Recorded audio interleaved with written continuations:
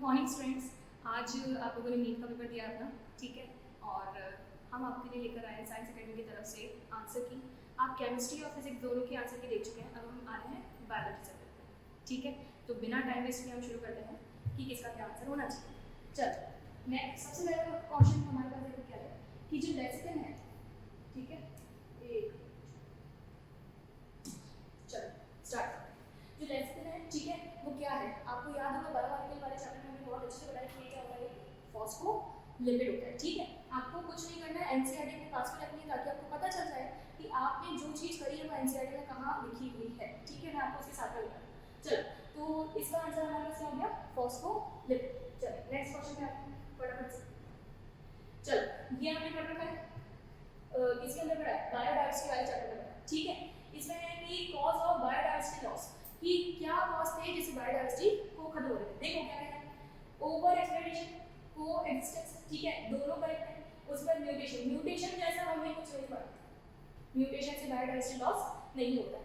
Habitat loss and fragmentation, ये correct है, ये करेक्ट है, ये करेक्ट है, ठीक है। माइग्रेशन, माइग्रेशन से कोई हैबिटेट लॉस नहीं होता है, ठीक है। तो हम किसके क्या टिक करेंगे, ए बी और डी, कुछ दिख रहा है क्या इसमें, बिल्कुल। कौन सा जाएगा इसमें, थर्ड नंबर का ऑप्शन जाएगा, ठीक है। चलो नेक्स्ट क्या, नेक्स्ट है which one of the following is not criteria for classification of fungi, not, वो कौन सी चीज है जिसको हम क्लासिफिकेशन में ऐड नहीं करते हैं फंजाई, ठीक है। अब देखो इसमें क्या बोला है, सबसे पहले आपने मोड ऑफ न्यूट्रिशन देखा है, ठीक है। यही हमारा फर्स्ट में करेक्ट ऑप्शन निकल गया, क्यों, क्योंकि सारे के सारे जो फंजाई होते हैं कैसे होते हैं, हेटेरोट्रॉफिक नेचर के होते हैं, उसमें कुछ भी अलग से नहीं देते, ठीक है। अच्छा, अगर आप बोलेंगे ये भी देखिए एक बार फटाफट से, तो आपको याद होगा मोड ऑफ स्पोर फॉर्मेशन, तो स्पोर्स अलग अलग होते हैं, एस्कोस्पोर्स अलग, ठीक है, बेसिलोस्पोर्स अलग, तो इससे तो क्लासिफिकेशन जा रहा है, तो ये नहीं हो सकता। फ्रूटिंग बॉडीज, आपको याद होगा फ्रूटिंग बॉडीज होती है एस्कोकार्प, बेसिलोकार्प, ठीक है, तो ये भी ऑप्शन नहीं होगा। फिर है मॉर्फोलॉजी ऑफ माइसीलियम, तो माइसीलियम का आपको याद होगा कि एक तो सेप्टेट माइसीलियम होते हैं और एक एसेप्टेट होते हैं, ठीक है। तो हमारे पास ये तीनों ही कर गए, तो आंसर क्या चला गया हमारा फर्स्ट। क्या बात समझ में आ गई, ठीक है। चल नेक्स्ट क्वेश्चन चलते हैं, पेपर तो इजी आया था, अब देखते हैं आपकी कितनी सही है। चलो नेक्स्ट है, पिंक फ्लावर कौन सा है, Snapdragon plant was crossed with the red plant, पहले कौन सी है, पिंक, चलो कर देते हैं, और फिर किसके साथ करवा दिया, रेड के साथ करवा दिया, ठीक है। अब पूछा कैसे, what type of phenotype is expected in progeny, progeny के phenotype क्या है, बहुत अच्छे से आपको पढ़ाया हुआ है, एनसीईआरटी से है, ठीक है। कुछ भी मिला दो, क्या बना, कैपिटल कैपिटल, इनको मिला दो क्या बना, कैपिटल स्मॉल, तो ये सारे के सारे कैसे हैं, पिंक कलर के होंगे, और ये सारे के सारे कैसे, रेड कलर के होंगे, क्लियर है, ठीक है। तो ऐसा कुछ दिख रहा है कि पिंक भी बन रहे हैं और रेड भी बन रहे हैं, मुझे दिख गया कौन से वाले हैं, फर्स्ट देखो red flower as well as pink flower, clear है, दिख रहा है। चलो नेक्स्ट आगे चलते हैं, चलो बहुत सारा पढ़ना पड़ेगा, कोई बात नहीं, पढ़ना शुरू करते हैं। इसमें बोल रहा है क्या है कि which of the following can be explained on the basis of Mendel's law of dominance, ठीक है। मेंडल्स के लॉ अगर आपको याद है तो आपको बिल्कुल भी दिक्कत नहीं आएगी इसको पढ़ने में। देखो फर्स्ट देखो क्या है, out of one pair of factor one is dominant and another is recessive, मुझे लगता है बिल्कुल करेक्ट है, एक डोमिनेंट होता है और एक क्या होता है, रिसेसिव होता है, करेक्ट। चलो एले do not show any expression, incorrect, यहीं पे पता चल गया मुझे कि ये इनकरेक्ट है, ऐसा नहीं होता है कि एलेल अपने एक्सप्रेशन को शो नहीं करेगा, डोमिनेट वाला जरूर करेगा, ठीक है। चलो तो बी तो क्या है, इनकरेक्ट, तो पहली बात तो मुझे ऐसे ही पता चल रहा है कि जिसके अंदर बी नहीं है वही हमारा क्या हो जाएगा, आंसर, क्लियर नहीं आएगा। चल नेक्स्ट, नेक्स्ट क्वेश्चन पे आ जाते हैं हमारे पास में क्या है, ठीक है। ट्रॉपिकल रीजन, याद करो हमने बायोडाइवर्सिटी पढ़ा, उसके अंदर का ये क्वेश्चन आया है, ठीक है। Tropical region show greatest level of species richness because, कि वहाँ पे बहुत ज़्यादा स्पीशीज क्यों हो रही है, ठीक है, उसका रीजन क्या है। तो सबसे पहला देखो हमारे पास में ये है, tropical environment are more seasonal, पहली बात तो मैंने आपको बताया था लेस सीजनल होते हैं, ठीक है, हमारी एनसीईआरटी लाइन, ठीक है। ट्रॉपिकल एग्रीकल्चर, चलो देखो फर्स्ट ऑप्शन में आपको कहीं भी दिक्कत है, कहीं भी डाउट है ही नहीं, बिल्कुल एनसीईआरटी की लाइन उसने दे रखी है, ठीक है। नेक्स्ट है ट्रॉपिकल, मूल है ट्रॉपिकल लैटिट्यूड्स है रिमेन रिलेटिवली अनडिस्टर्ब्ड। अब देखो हमारे पास इस वाले क्वेश्चन में क्या बोला है कि tropical region show greatest level of species richness, because कि ट्रॉपिकल रीजन में बहुत ज़्यादा स्पीशीज क्यों होती है, ठीक है। अब देखो सबसे पहले ये बोल रखा है कि ये बहुत सारे टाइम तक कैसा रहता है, अनडिस्टर्ब्ड। इसका मतलब है कि इसको कुछ भी डिस्टर्ब करने वाली चीज़ें नहीं आती, ठीक है। चल नेक्स्ट है जो कि बिल्कुल करेक्ट है, हमारी एनसीईआरटी लाइन में बोल रखा है। नेक्स्ट है tropical environments are more seasonal, incorrect. More seasonal नहीं होते, कैसे होते हैं, लेस सीजनल होते हैं, ठीक है। तो हमारे पास बी ऑप्शन हटा दिया आपने, तो बी जिसके अगर हटा वो हटा दो, तो आंसर क्या निकलेगा हमारे पास में, ठीक है 4। यहाँ तक की बात सबको समझ में आ रही है। चलो नेक्स्ट चल पूरा एनसीईआरटी का है, ठीक है। डायग्राम भी बना हुआ है, अगर आपको याद है तो बहुत अच्छी तरीके से इसको सॉल्व कर सकते हैं। देखो इस पूरे फिगर के, ठीक है, आपसे क्या पूछ रहा है कि which component has thin outer wall and highly thickened inner wall। आपको याद होगा कि हमने कुछ ऐसा पढ़ा है, गार्ड सेल्स पढ़ी है, ठीक है। गार्ड सेल्स की जो अंदर वाली जो लाइन होती है वो वॉल कैसे होती है, थिक होती है, ठीक है, और बाहर वाली कैसे होती है, थिन होती है। तो क्या ये वाला शेप मुझे कहीं दिखाई दे रहा है गार्ड सेल्स का, इसलिए गार्ड सेल्स के बारे में बोला है कि अंदर वाली कैसे होगी, थिक, बाहर वाली कैसे होगी, थिन, ठीक है। तो मुझे दिखाई दे रहा है सी, तो आंसर क्या जाएगा हमारे पास 4। एनसीईआरटी का लाइन है। अच्छा ये भी देख लो कि इसके ऊपर बी शेप में क्या है, सब्सिडियरी सेल्स है, हमने पढ़ा था, ठीक है। ये हमारी ओपनिंग हो गई, ये हमारी गार्ड सेल्स हो गई। तो इसलिए किसके बारे में पूछा है, गार्ड सेल्स के बारे में पूछा है, ठीक है। चलो नेक्स्ट क्वेश्चन क्या है,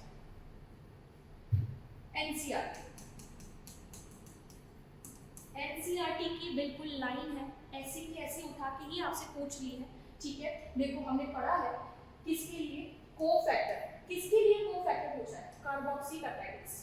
कार्बोक्सीपेप्टाइड्स के लिए हमें कोफैक्टर क्या याद रखना है जी, बिल्कुल बिल्कुल बायोमॉलिक्यूल चैप्टर से लास्ट पेज पे लिखी हुई लाइन, ठीक है। चलो नेक्स्ट आगे बढ़ते हैं, तो हमारा आंसर क्या है इसमें 4। नेक्स्ट दो स्टेटमेंट दे रखे हैं, ठीक है। क्रोमोसोम्स दोनों से आपको पता है, तो chromosomes become gradually visible under highly microscope light microscope during laboratory stage. पूरी एनसीईआरटी की ऐसी लाइन उठाई गई है, ठीक है। अगर आप इसको देखना भी चाहते हैं तो सेल डिवीजन वाले चैप्टर में देखो, ठीक है। लैबोरेटरी की फर्स्ट लाइन ही ये लिखी है, ठीक है, जो कि बिल्कुल करेक्ट स्टेटमेंट है, ठीक है। चलो नेक्स्ट है the beginning of diplotene stage is recognized by dissolution of the synaptonemal complex. बिल्कुल क्या है, करेक्ट है। तो हमारा आंसर क्या जाएगा इसमें हमारा आंसर जाएगा 4। देखो लाइन से 4 4 4 4 आए। चलो नेक्स्ट आगे बढ़ते हैं। What is the fate of the piece of DNA carrying only gene of interest which is transferred into an alien species? ठीक है, आराम से पढ़ो, ठीक है, क्योंकि जैसे भी आपको ऐसे वाले क्वेश्चन मतलब इस वाले टाइप के क्वेश्चन मिल जाए ना जिसमें बहुत सारे स्टेटमेंट्स लिखे हो, उसमें से आपको कुछ ट्रू निकालना है, आराम से आपको एक एक लाइन पढ़नी थी, ठीक है, तब आपको इसमें करेक्ट आंसर पता चलेगा। चलो हम शुरू करते हैं इसे एक एक स्टेटमेंट को पढ़ने के लिए। देखो सबसे पहला स्टेटमेंट क्या है, a piece of DNA would be able to multiply itself independently in the progeny cells of the organism। गलत भाई, जब भी आप कोई जीन को या कोई डीएनए पार्ट को डालते हो तो वो किसके साथ में पहले जुड़ जाना चाहिए, होस्ट सेल के साथ में जुड़ जाना चाहिए, उसके न्यूक्लियस या उसके अंदर के जेनेटिक मटेरियल के साथ में जुड़ जाना चाहिए, ठीक है। लेकिन ये बोल रहा है कि ये तो इंडिपेंडेंटली है, ऐसा बिल्कुल भी नहीं हो सकता। तो हमारा फर्स्ट स्टेटमेंट क्या है, बिल्कुल इनकरेक्ट है। तो हमारे कौन से हट गए यहाँ से, थर्ड वाला और फोर्थ वाला हट गया, ठीक है। अब हमें डिबेट है किसके लिए, एक और फर्स्ट और सेकंड के लिए। अब देखो इसके अगर सेकंड वाले पे आता है, it may be get integrated into the genome of the recipient. बिल्कुल करेक्ट है, ठीक है, बिल्कुल करेक्ट है, एनसीईआरटी करेक्ट है, ठीक है। It may multiply by and B inherited along with the host DNA. अभी मैंने ऊपर वाले स्टेटमेंट में आपको ये बोला था कि ये किसके साथ, होस्ट डीएनए के साथ जुड़कर मल्टीप्लाई होगा, ठीक है, और इनहेरिटेड भी होता जाएगा। तो ये भी बिल्कुल करेक्ट है। ऐसा कुछ दिखाई दे रहा है, बिल्कुल दिखाई दे रहा है। कौन से वाले है, सेकंड वाले, बी और सी दोनों करेक्ट, ठीक है। चलो नेक्स्ट आगे बढ़ते हैं। चलो एनसीईआरटी मैंने आपको पहले ही बोला था एनसीईआरटी के जितने भी डायग्राम्स पढ़ रहे हो, ठीक है, वो सारे डायग्राम्स बिल्कुल अच्छी तरीके से उसके नीचे क्या लिखा हुआ है, किस चीज का डायग्राम है, वो पढ़ के जाना, ठीक है। और ये वहीं से क्वेश्चन आ रखा है और ये कंफ्यूजिंग वाला था इसलिए दे रखा है, ठीक है। अब देखो दोनों डायग्राम हमारी एनसीईआरटी में देखो कहाँ के हैं, पेरिकाइनस कंडीशन है, कौन दोनों ही डायग्राम पेरिकाइनस कंडीशन है, ठीक है। लग रहा है पहले में हाइपोकाइनस होगा, लेकिन दोनों ही डायग्राम किसके हैं, पेरिकाइनस के। एनसीईआरटी में 4 डायग्राम है, उनमें से दोनों बीच वाले डायग्राम है, ठीक है। चलो हम आगे बढ़ जाते हैं, यहाँ से पेपर इजी आया, चलो मेसोफोनिक, ठीक है। चलो पहला मेसोफोनिक वाली शुरू है, देखो पहले से शुरू है, cross of F progeny with the homozygous recessive parent. आपको ऐसा कुछ याद है, कैपिटल डी स्मॉल डी को क्रॉस करवाया था स्मॉल डी से, और इस वाले को हम क्या बोलते हैं, टेस्ट क्रॉस बोलते हैं, ठीक है। तो बी का क्या जाएगा, 4 जाएगा, ऐसा मैं दिखाई दे रहा है, बी का 4, एक ही में है, आंखें बंद करके कौन सा वाला आंसर जाएगा इसमें, सेकंड। चल यहां से आगे बढ़े, नेक्स्ट क्वेश्चन पे आ जाते हैं, ठीक है। एनसीईआरटी से वापस से एक और क्वेश्चन आया है हमारे पास, क्या है, फॉर्मेशन ऑफ इंटरफेसिकुलर कैम्बियम। ध्यान से पढ़ना, क्या बोला है, interfascicular cambium from fully developed parenchyma cells is an example of. आपको अगर थोड़ा बहुत क्या इतने पूरे साल पढ़ाया याद ही होना चाहिए आपको, ठीक है, कि कोई भी सेल है अगर वो क्या कर सकती है, डिवीजन कर सकती है, ठीक है, तो उसको हम क्या बोलते हैं, मेरिस्टेमेटिक सेल, ठीक है, क्या बोलेंगे, मेरिस्टेमेटिक सेल बोलेंगे। लेकिन जब वो अपने डिवीजन की पावर खो देती है, ठीक है, और फिर क्या करने लग जाती है, कोई फंक्शन परफॉर्म करने लग जाती है, तो उस चीज को हम क्या बोलते हैं, डिफरेंशिएशन। क्या बोलते हैं, डिफरेंशिएशन बोलते हैं, ठीक है। नेक्स्ट आगे बढ़ जाते हैं, लेकिन अगर वही सेल वापस से क्या करने लग जाए, सेल डिवीजन करने लग जाए, तो इसमें क्या हो जाता है, डी डिफरेंशिएशन। क्या हो जाता है, डी डिफरेंशिएशन। और आपको यहाँ पे दिख रहा है formation of interfascicular cambium. Interfascicular cambium कौन सा वाला है, थोड़ा सा ये भी याद कर लेते हैं। ऐसा कुछ पढ़ा था, एक तो जो जाइलम और फ्लोएम के बीच में, ठीक है, जाइलम और फ्लोएम के बीच में उसको हम क्या बोलते हैं, इंट्राफेसिकुलर कैम्बियम। और जो इनके बीच में आता है, ठीक है, इसको हम क्या बोलते हैं, इंटरफेसिकुलर कैम्बियम। कौन सा वाला बोलेंगे, इंटरफेसिकुलर कैम्बियम, ठीक है। अब ये सेकेंडरी ग्रोथ के लिए रिस्पांसिबल है, ठीक है, अब ये सेकेंडरी ग्रोथ के लिए रिस्पांसिबल है। अब ध्यान से देखो, मतलब पहले जब यहाँ की जो सेल्स थी वो क्या हो चुकी थी, डिफरेंशिएट हो चुकी थी, इसलिए आपने उनको नाम दिया था क्या, पेरेन्काइमा, ठीक है। चलो अब मैंने बोला पेरेन्काइमा वापस से डिवीजन स्टार्ट करके क्या बना रहा है, इंटरफेसिकुलर कैम्बियम। क्या बना रहा है, इंटरफेसिकुलर कैम्बियम। तो एक ऐसी सेल जो अपनी डिवीजन की पावर को खो चुकी थी, तो वो हो चुकी थी डिफरेंशिएट, ठीक है। अब वो वापस से डिवीजन करके क्या बना रही है, इंटरफेसिकुलर कैम्बियम बना रही है। इसका मतलब ये क्या हो चुका है, डी डिफरेंशिएशन हो चुका है। क्या हो चुका है बच्चों, डी डिफरेंशिएशन हो चुका है। क्या ये बात आपको पूरी अच्छी तरीके से समझ में आ रही है, ठीक है, बढ़ जाए यहाँ से। चलो आगे नेक्स्ट क्या हमारे पास, एक्टिनोमॉर्फिक फ्लावर। एनसीईआरटी पढ़ के गए होंगे तो आंखें बंद करके लगाया होगा धतूरा, ठीक है, पर तब जब एनसीईआरटी पढ़ के गए हो, ठीक है, तो हमारे पास इसका आंसर एक्टिनोमॉर्फिक फ्लावर कौन सा होता है, धतूरा होता है एक्टिनोमॉर्फिक फ्लावर, ठीक है। चलो नेक्स्ट आगे बढ़ते हैं।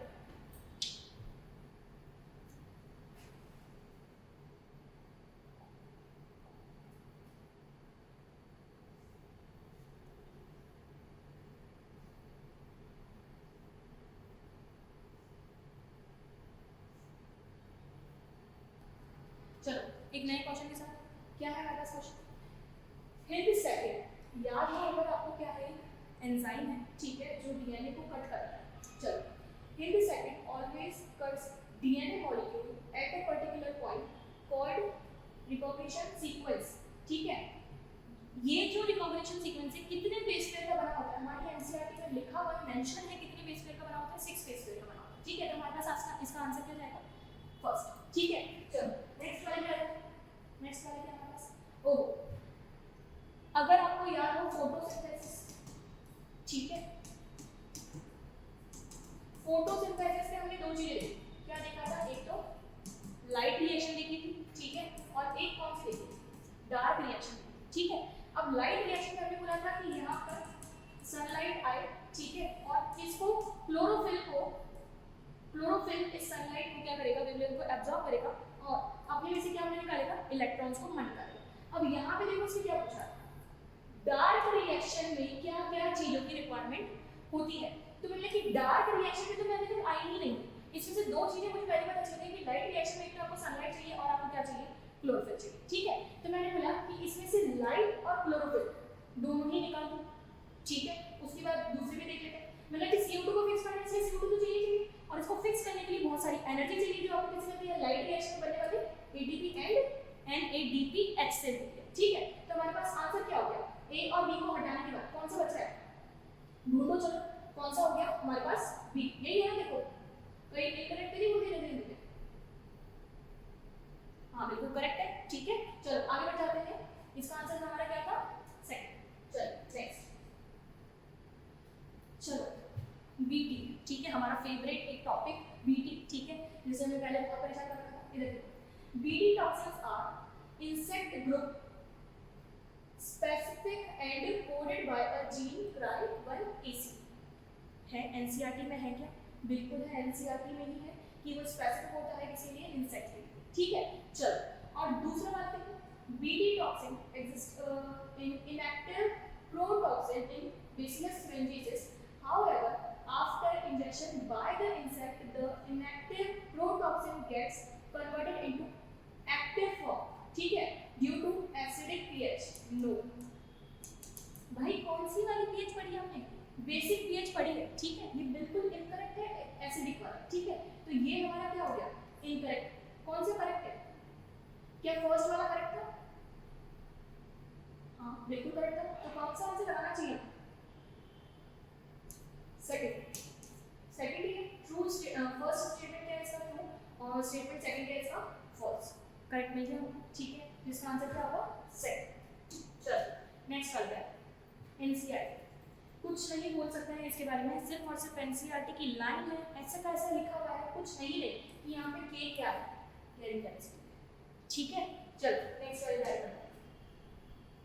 NCERT पढ़ के जाना था, कुछ नहीं करना था मुझे लगता है। ठीक है, the capacity of generate a whole plant from any cell। ठीक है, एक सेल से पूरी आप प्लांट बॉडी बना दो तो ये उसकी क्या होती है, छोटी पोटेंशियल।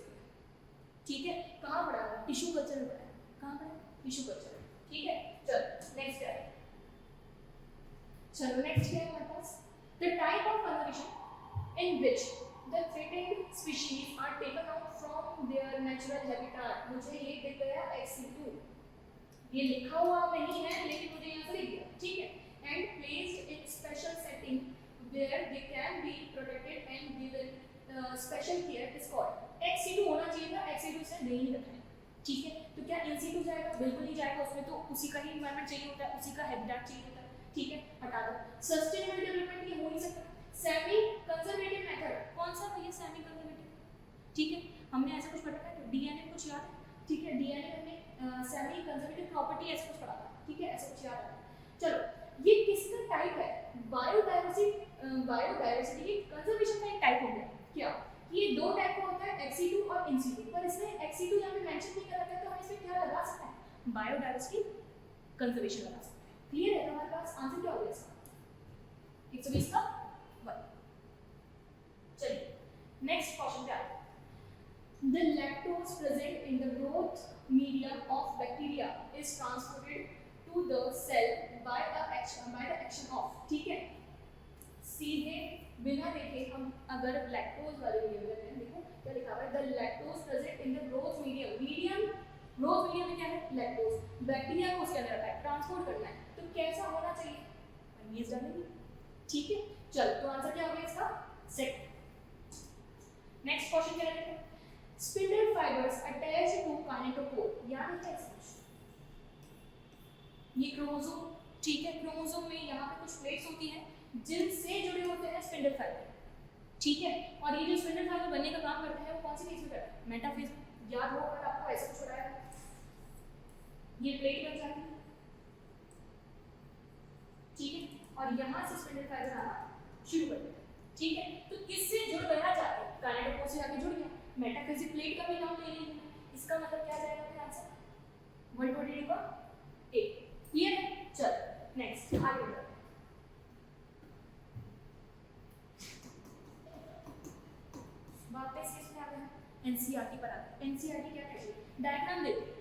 ठीक है। और मुझे लगता है ये डायग्राम आपको बाय हार्ट इसलिए याद होना चाहिए, 11th क्लास में भी सेम डायग्राम है, 12th क्लास में भी सेम डायग्राम, ठीक है। तो जब दो बार हम दो बुक में सेम डायग्राम पढ़ रहे हैं तो बिल्कुल याद हो जाना चाहिए, ठीक है। अब देखो इसमें क्या होगा, identify the part of the scene from the given figure which is useful for root, ठीक है। रूट बनाने वाला पार्ट कौन सा है, मुझे क्या लगता है क्या होना चाहिए, क्या होना चाहिए, रेडिकल होना चाहिए। अब इसे मेंशन नहीं करना था, आप बता सकते हैं क्या पूरे साल में पढ़ा है। मैंने बोला सी क्या है यहाँ पे, रेडिकल है, ठीक है। बी क्या है यहाँ पे, लिम्यूल है, ठीक है। ए क्या है यहाँ पे, कॉलियोप्टाइड है। बी क्या है यहाँ पे, कॉलियोराइजा है। सब कुछ पढ़ा है, सब कुछ एनसीईआरटी में है, हाँ है, ठीक है। तो हमारे पास क्या आंसर आ गया, कौन बनाएगा, रूट किससे बनती है, रेडिकल से बनती है, और रेडिकल किसको शो करता है, सी वाले ऑप्शन को शो करता है। तो हमारे पास आंसर क्या हो गया सेकंड, ठीक है। चल नेक्स्ट आगे बढ़ते हैं। देखो देखो क्या है, फिर से ठीक है, कुछ नहीं करके जाना था, सिर्फ एनसीईआरटी पढ़ के जानी थी, ठीक है। पूरा पेपर एनसीईआरटी से।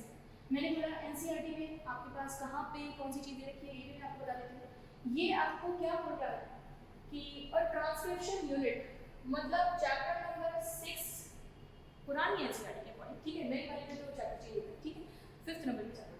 तो इसमें क्या बोल रहा है कि ट्रांसक्रिप्शन यूनिट के अंदर आपको ये सीक्वेंस दिया है, ठीक है। पूरा पढ़ लेंगे ताकि कोई गलती ना हो जाए। A transcription unit in DNA is defined primarily by the 3 regions in DNA, ठीक है। And these are with respect to the upstream and downstream, ठीक है। upstream और downstream आपको याद होना चाहिए, 5' 3' हमने ऐसा कुछ याद करना है, ठीक है।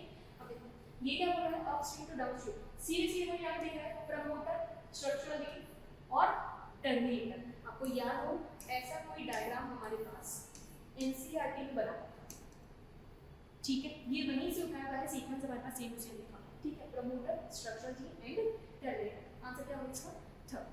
चलो नेक्स्ट, हाँ भाई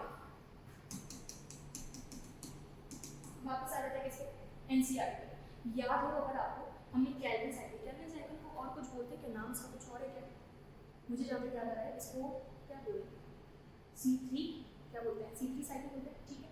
अब इसमें देखो केल्विन साइकिल में ये बोला है कि एक CO2 को फिक्स करने के लिए, एवरी मॉलिक्यूल को फिक्स करने के लिए, ठीक है, आपको कितने ATP चाहिए और कितने NADPH चाहिए, ठीक है। तो मुझे यहाँ पे दिखाई दे रहा है, हमने ये पढ़ा था, एक ATP के लिए कितना होता है 3, तो एक CO2 को फिक्स करने के लिए, ठीक है, 3 तो क्या आने चाहिए, ATP आने चाहिए, ठीक है, और 2 क्या आने चाहिए, NADPH, ठीक है। दिखाई दे रहा है कैसे कुछ, एक CO2 को फिक्स करना है, 3 ATP, ये देखो ये देखिए 3 ATP और 2 क्या चाहिए, NADPH, ठीक है। तो आंसर क्या जाएगा इसका हमारा, थर्ड। नेक्स्ट पढ़ा, चलो नेक्स्ट वाला देखो, पेरेंट का स्टेटमेंट दे रखे दो, ठीक है। अब दोनों में से आपको पता है क्या करना है, चूज करना है। तो पेरेंट कायमा is living but quarantine is dead, incorrect. Sclerenchyma होता है जो कि डेड होता है, बाकी दोनों हमारे पास जो ऊपर के होते हैं पेरेंकाइमा एंड क्वारंटाइमा दोनों लिविंग होते हैं, तो ये तो बिल्कुल क्या है, इनकरेक्ट, ठीक है। चल gymnosperm lack xylem vessels but presence of xylem vessels in the characteristic of angiosperm, बिल्कुल करेक्ट है, बिल्कुल करेक्ट है, ठीक है। एनसीईआरटी की लाइन है, ठीक है। और आपको दो बार समझाई गई है, 11th क्लास में 3rd चैप्टर में प्लांट किंगडम में अलग समझाया गया है, ठीक है। और यही चीज आपको एक बार वापस समझाई गई है जब हम क्या पढ़ते हैं एनाटॉमी, ठीक है। एनाटॉमी में और समझाएंगे।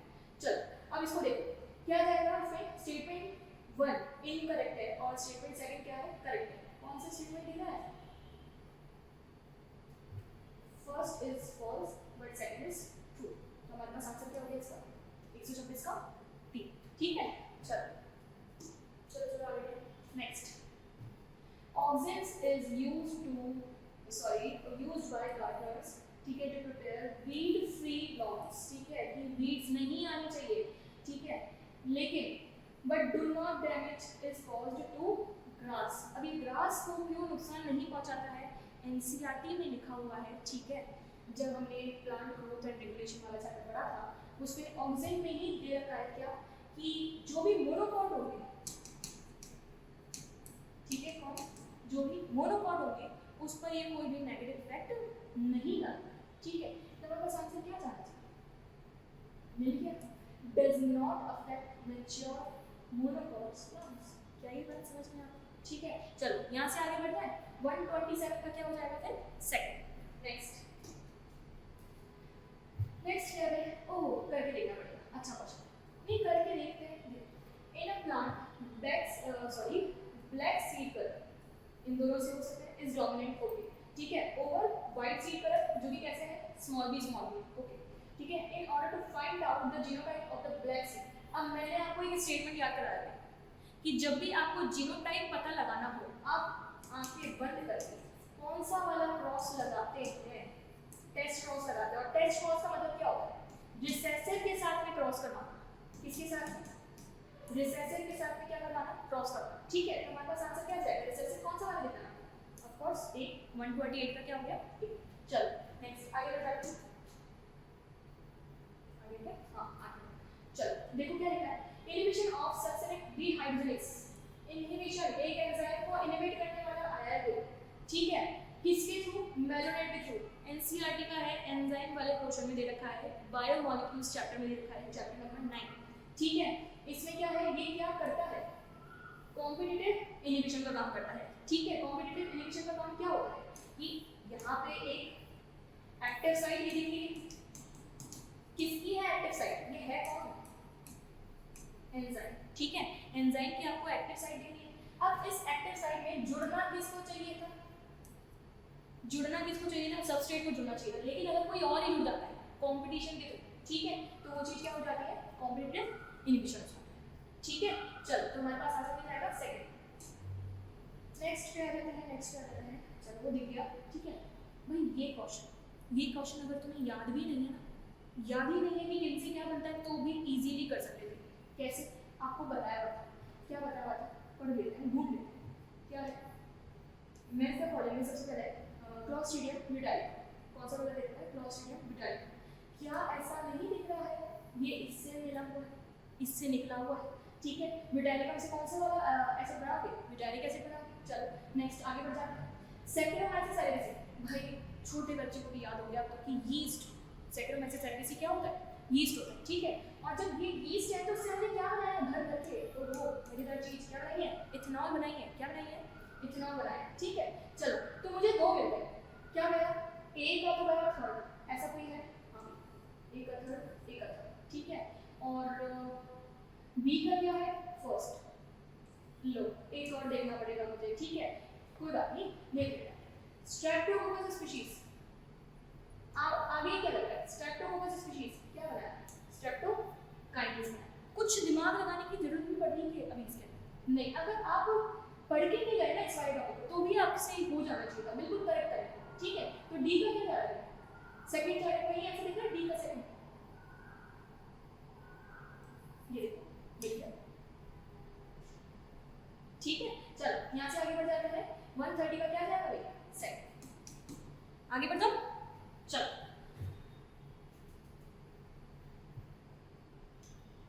इसको तो मुझे बताना ही चाहिए, क्योंकि ये इतनी बार बताया ना हमने, क्वेश्चन सॉल्व करे थे उसके अंदर क्या है, ठीक है, क्या है कि जो इंटेंजर्ड स्पीशीज होती है किसके अंदर, किसमें लिखी जाती है, ICUN, इतना रटवाया था आपको कि ये क्या है, ICUN, अरे यार काटना जरा,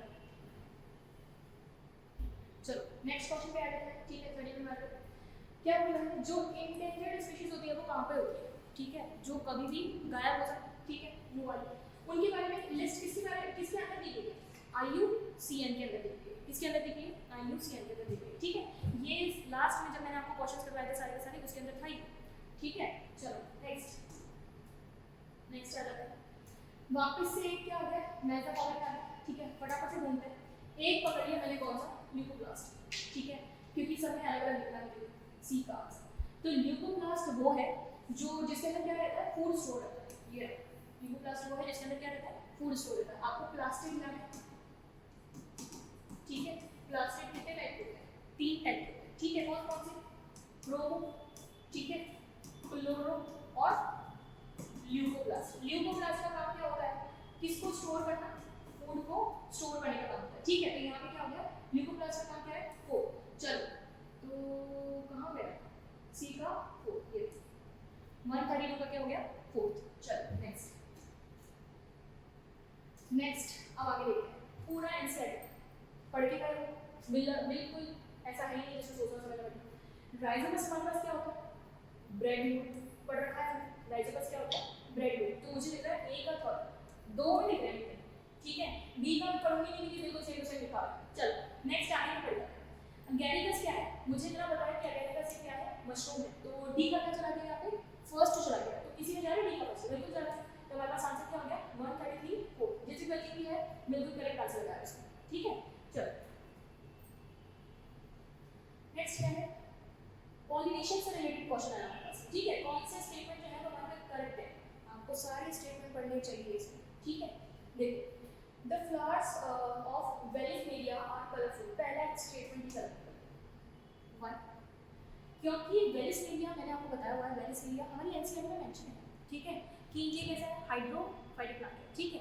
पॉलिनेशन किसके थ्रू होता है? वाटर के थ्रू होता है। अब जब वाटर और विंड के थ्रू पॉलिनेशन होना होता है तो आपको फ्लावर को अट्रैक्टिव बनाने की जरूरत नहीं होती है, कलरफुल बनाने की जरूरत नहीं होती है।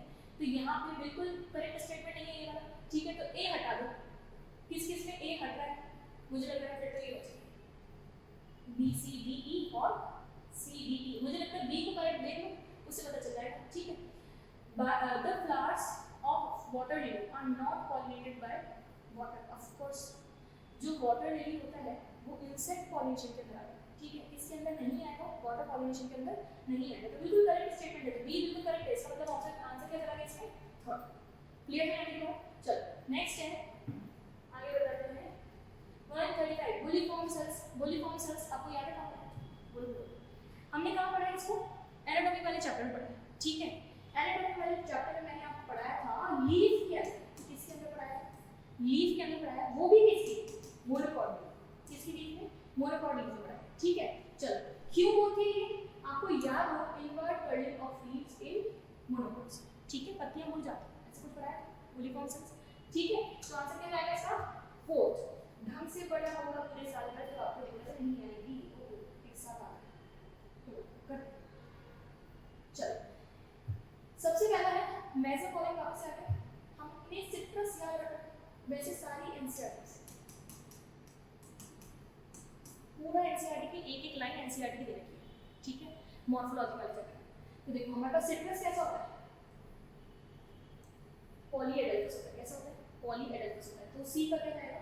फर्स्ट। कहीं यहाँ जा रहा है कि सी का फर्स्ट? बाकी देखने की जरूरत नहीं पड़ेगी, सी का कहाँ है? फर्स्ट। चलो 136 का क्या जाएगा? फोर्थ। नेक्स्ट क्या है हमारे पास?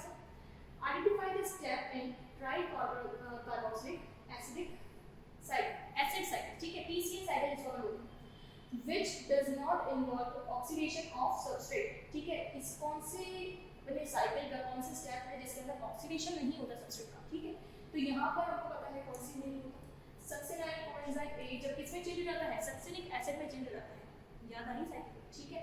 तो उसके अंदर ही क्या नहीं होता है? ऑक्सीडेशन नहीं होता इन चारों से, ठीक है। चलो नेक्स्ट आगे हो जाता है 138। 138 में डीएनए किसके अंदर? क्लोरोप्लास्ट में। कैसा होता है? डीएनए क्लोरोप्लास्ट की बात करते हैं, ठीक है। तो सर्कुलर एंड डबल स्टैंडर्ड बिल्कुल करेक्ट है। फर्स्ट स्टेटमेंट भी मुझे करेक्ट मिल गया है, ठीक है, कि इसके अंदर का डीएनए कैसा होता है? एक तो सर्कुलर होता है और डबल स्टैंडर्ड होता है, ठीक है। चलो नेक्स्ट आ जाते हैं। चलो नेक्स्ट क्या देते हैं? ग्रिफिथ ने मेसोपोटामिया, ठीक है, बहुत सारे मेसोपोटामिया टॉपिक्स इस बार आए। ग्रिफिथ ने क्या बोला था? मुझे लगता है ट्रांसफॉर्मिंग प्रिंसिपल पढ़ा था, ठीक है।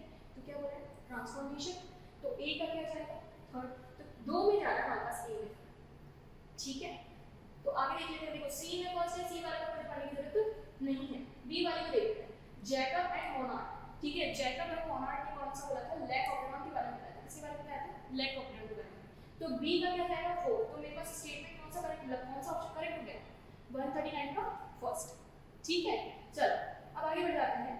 Which of the following are fused in somatic hybridization involving two varieties of plant? किसका फ्यूजन हम करवाते हैं? किसके अंदर सोमैटिक हाइब्रिडाइजेशन में पढ़ा हुआ टॉपिक आ रहा है? ठीक है, किसका करवाते हैं, प्रोटोप्लास्ट का करवाते हैं। दो अलग अलग सेल्स लेते हैं, दो अलग अलग स्पीशीज की लेते हैं, उनमें हम प्रोटोप्लास्ट का क्या करवाते हैं, फ्यूजन करवाते हैं, ताकि हमको अलग अलग वैरायटी एक के अंदर मिल जाए। ठीक है, चलो आगे बढ़ जाते हैं।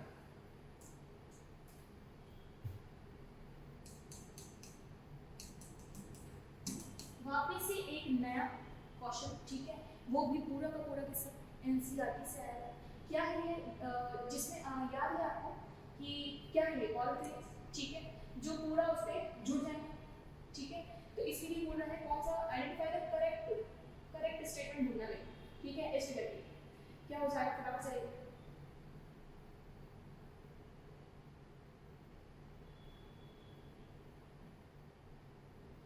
wind pollinated plant inflorescence showing flowers with well exposed stem। ठीक है, कि स्टेमन बहुत ज्यादा वेल एक्सपोज्ड है। ठीक है, इसमें बहुत सारे क्या है, पॉलन ग्रेन्स। ये 141 से वापस हो जाएगा फिर ये। चलो अब एक नए क्वेश्चन पे आते हैं। ठीक है, पूरा का पूरा क्वेश्चन एनसीईआरटी का है। ठीक है, sexual reproduction in flowering plant, पूरा पूरा डायग्राम का मैंने आपको बोला था कि जब भी आप पेपर देने जाओगे उससे पहले आप एनसीईआरटी के सारे डायग्राम के साथ साथ में नीचे जो स्टेटमेंट लिखा हुआ है कि किस चीज का डायग्राम है वो पढ़ के जा। ठीक है, हमारे पास सेम कहाँ पे लिखा हुआ है, विंड पॉलिनेटेड प्लांट। ठीक है, किससे पॉलिनेशन होने वाला, wind pollination plant inflorescence showing flowers with well exposed stem.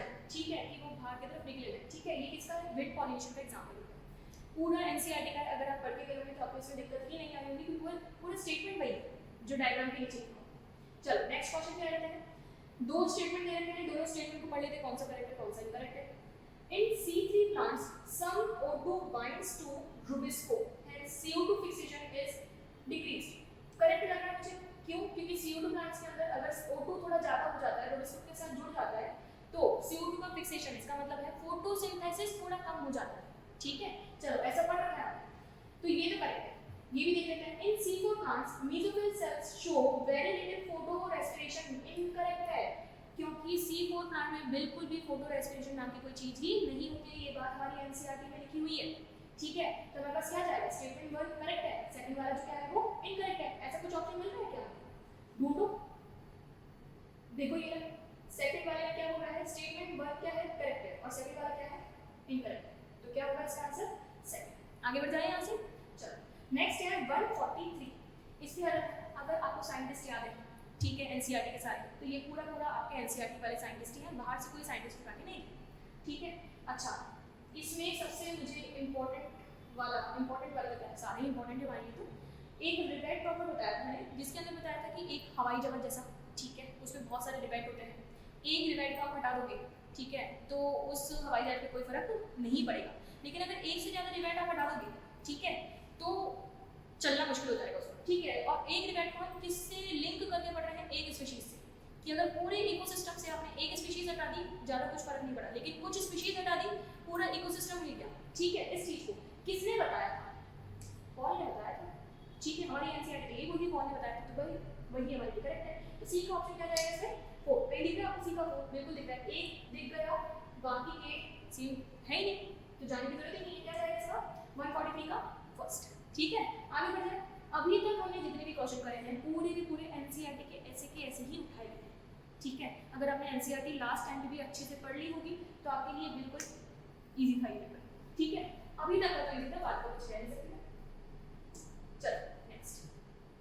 अच्छा क्वेश्चन, थोड़ा दिमाग लगाने वाला क्वेश्चन, ऐसे उठाए हुए क्वेश्चन नहीं दिए। ये हमारे कैसा क्वेश्चन है, अच्छा क्वेश्चन। ठीक है, अब देखो क्या है, नेट प्राइमरी प्रोडक्टिविटी दे रखी है, फर्स्ट टॉपिक दे कितनी दे रखी है, 100x दे रखी है,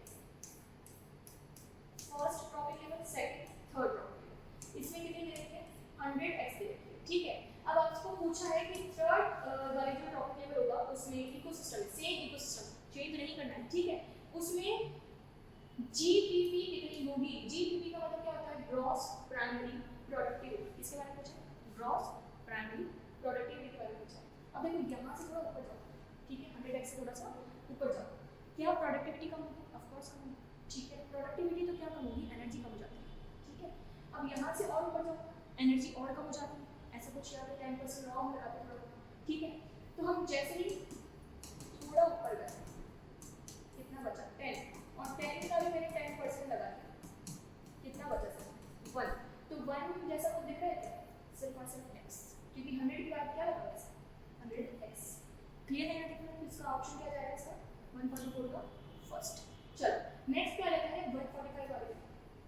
Which of the following statements correct regarding to the process of replication in E. coli? E. coli की बात होती है, ठीक है। पहले तो ध्यान से सारे क्वेश्चन को पढ़ना, क्योंकि पढ़ना इसलिए इंपॉर्टेंट था, सारे नए जगह दिखेंगे। चल the DNA dependent RNA polymerase catalyzes polymerization in one direction, that is 5' to 3', 5' to 3' correct है, ठीक है। फिर है the DNA dependent DNA polymerase catalyzes polymerization in 5' to 3' as well as 3' to 5', incorrect है, उल्टा नहीं, ठीक है। the DNA dependent DNA polymerase catalyzes polymerization in 5' to 3'। अच्छा एक मिनट, ऊपर आया था DNA dependent RNA polymerase, ये तो किसमें होता है, ट्रांसक्रिप्शन में होता है। क्या बनाएगा DNA से RNA बनाएगा, अरे हाँ यार ठीक है, DNA डिपेंडेंट RNA पॉलीमरेज, ठीक है। कब चाहिए होता हमको, जब हम क्या बनाए RNA बनाए। लेकिन इसमें ऐसा नहीं हो रहा है, ये क्या करवाना चाहता है आपसे, रेप्लिकेशन करवाना चाहता है। तो क्या स्टेटमेंट फर्स्ट करेक्ट है क्या, भाई इनकरेक्ट है, साफ साफ दिख रहा है इनकरेक्ट है। क्यों, क्योंकि रेप्लिकेशन में DNA डिपेंडेंट DNA पॉलीमरेज चाहिए, तो ये इनकरेक्ट हो गया, ठीक है।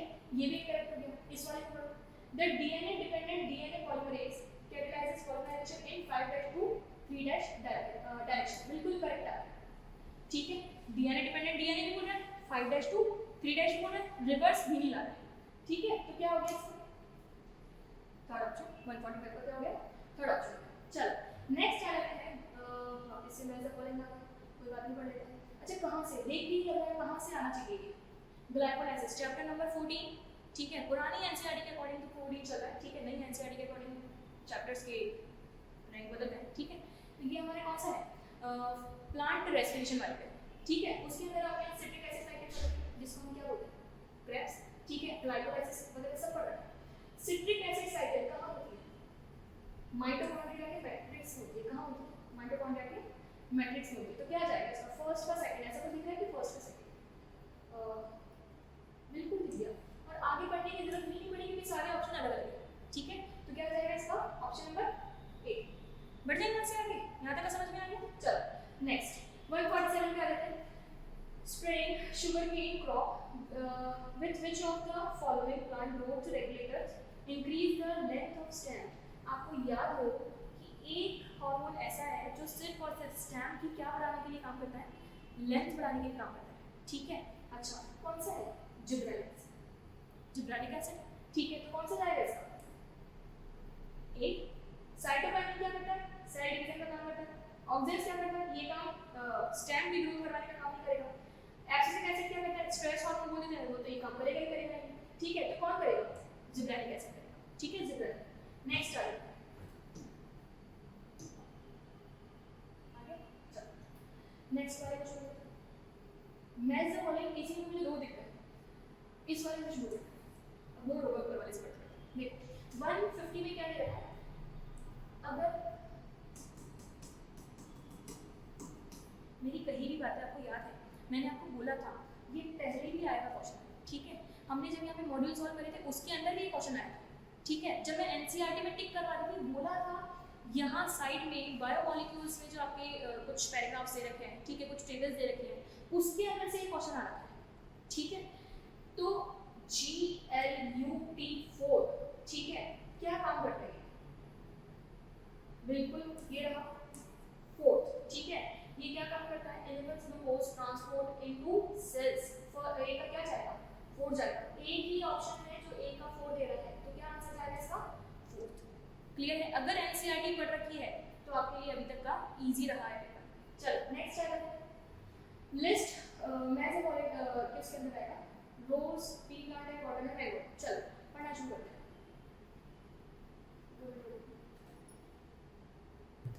चलो नेक्स्ट क्वेश्चन पे आ जाते हैं, 148 वाले को देख लेते हैं, ठीक है। रीड द फॉलोइंग स्टेटमेंट, ठीक है। Choose set of the correct statement, क्या चूज करना है, करेक्ट स्टेटमेंट को चूज करना है, ठीक है।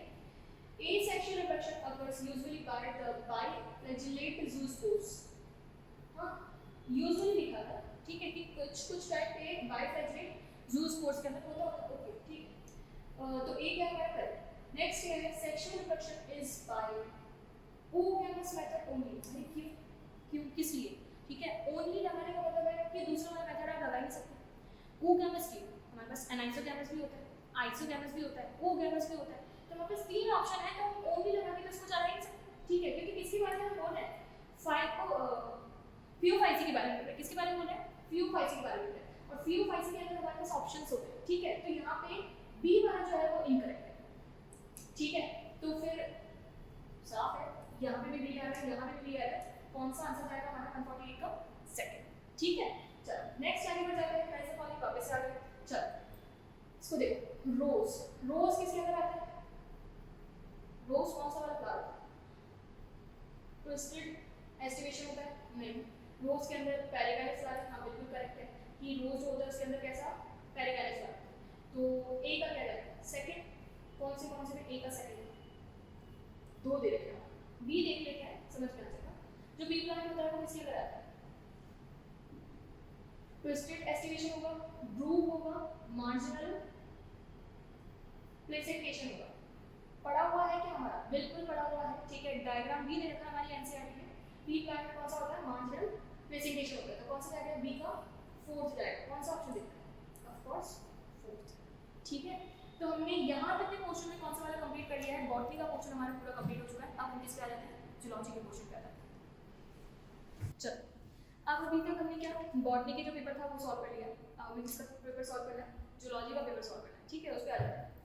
55 वाले क्वेश्चन को देखो कि मेजर वाले बहुत सारे मेजर वाले हैं, उसमें से ये एक और है, डायकाइनेसिस, पैकाइटिन, ज़ाइगोटिन, लैप्टोटिन, याद आ गया होगा, सेल साइकिल की बात है, ठीक है। अब इसके अंदर से बोला है डायकाइनेसिस, मुझे याद आ रहा है कि डायकाइनेसिस में क्या होता है, टर्मिनाइजेशन होता है, ठीक है, तो ऐसा कुछ दिखाई दे रहा है, सेकंड वाले में देखो वर्ड मिल गया, मैंने आपको पहले ही बोला था कुछ की फीचर्स याद रखना, ठीक है, की पॉइंट्स याद रखना कि आपको पूरे स्टेटमेंट कभी पढ़ने की जरूरत नहीं पड़ेगी, ठीक है। तो यहाँ पे क्या हो गया, डायकाइनेसिस में क्या जाएगा सेकंड, तो ए का क्या हो गया सेकंड, ऐसा तो दिख रहा है ऑप्शन, बिल्कुल दिख रहा है, तो ऑप्शन नंबर क्या हो गया इसका सेकंड आंसर हो गया, ठीक है।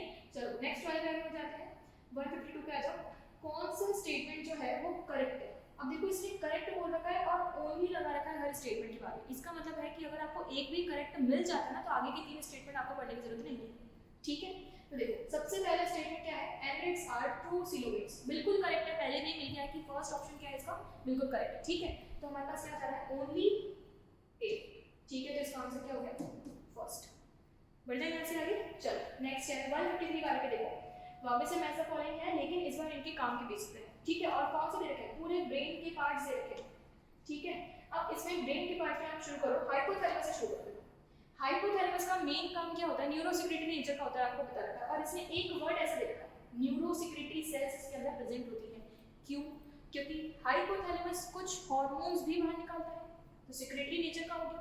अब ये पूरा ब्रेन का पार्ट है, न्यूरो नेचर का हो गया, ठीक है, तो न्यूरोसेक्रेटरी नेचर की सेल्स किसके अंदर होती है, हाइपोथैलेमस में, बी का क्या जाना चाहिए 4, तो हमारे पास एक ही ऑप्शन ऐसा है जिसमें मैंने बी का 4 लिया, देख लो, ठीक है, तो इसका क्या जाना आएगा आंसर 153 का क्या होगा फर्स्ट, ठीक है। आगे बढ़ जाते हैं 154 पे आ जाते हैं, which of the following factors are favourable for the formation of the oxyhaemoglobin in alkaline, याद करो अब हम किसकी बात कर रहे हैं, एल्कलाइन की बात कर रहे हैं, ठीक है। एल्कलाइन में आपको बनाना है ऑक्सीहीमोग्लोबिन, ऑक्सीहीमोग्लोबिन मतलब पार्शियल प्रेशर ऑफ O2 क्या होना चाहिए, हाई होना चाहिए, ठीक है, और पार्शियल प्रेशर ऑफ CO2 क्या होना चाहिए, लो होना चाहिए, साथ साथ में ये लो होगा तो H+ कंसंट्रेशन क्या होनी चाहिए, लो होनी चाहिए, ठीक है। आपको याद होगा ये चीज कि जब CO2 ज्यादा हो जाता है तो H+ ज्यादा हो जाता है, pH हमारी कम हो जाती है और एसिडिक नेचर हो जाता है, ठीक है।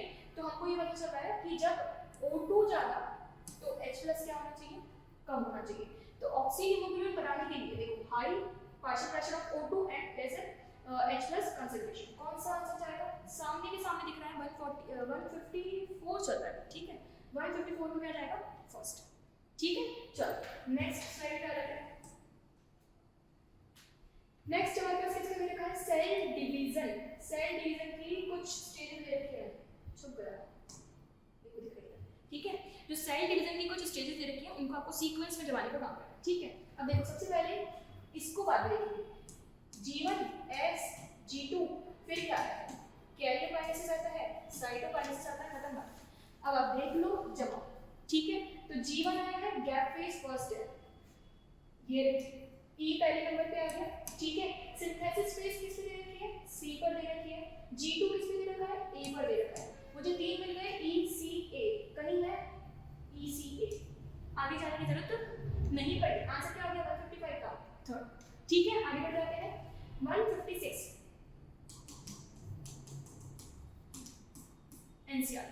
एनसीईआरटी में ये वाला डायग्राम है, ठीक है।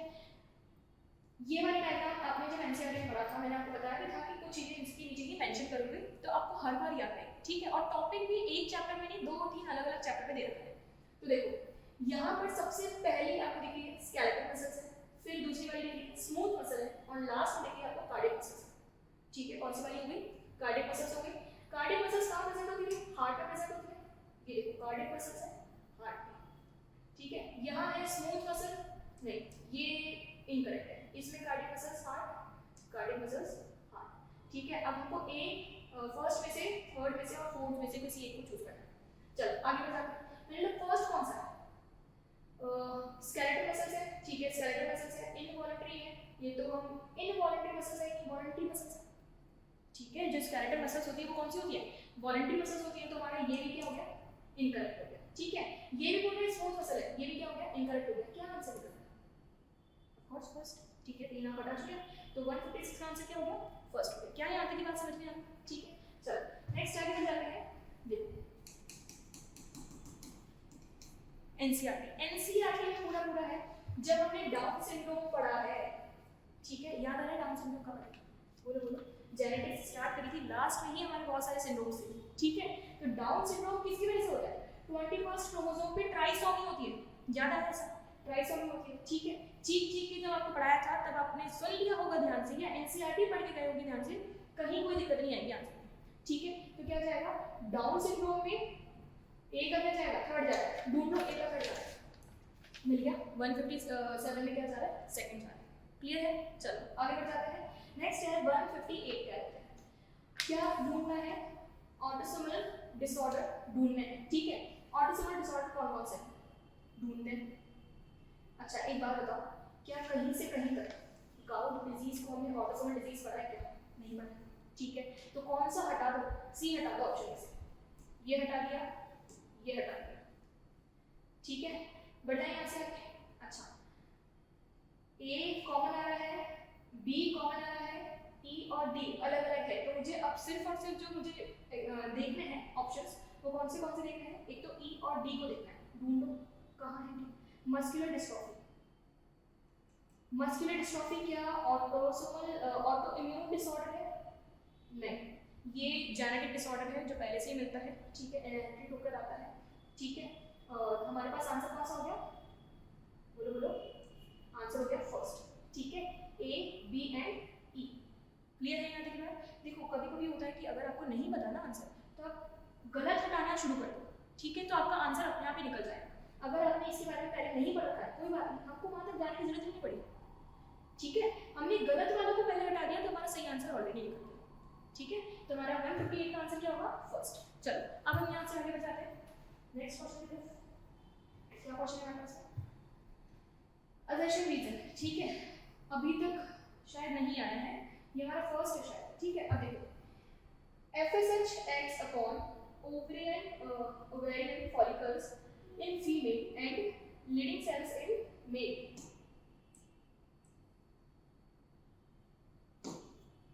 चलो ये वापस स्टार्ट कर लेते हैं। देखो क्या पढ़ा,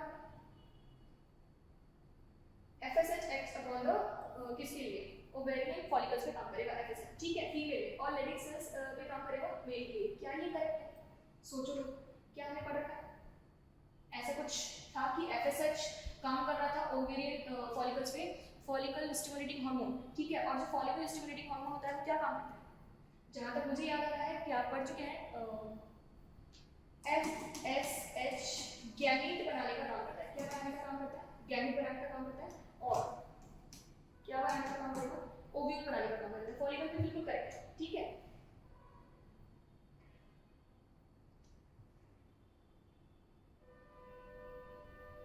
दो मिनट रुको भी।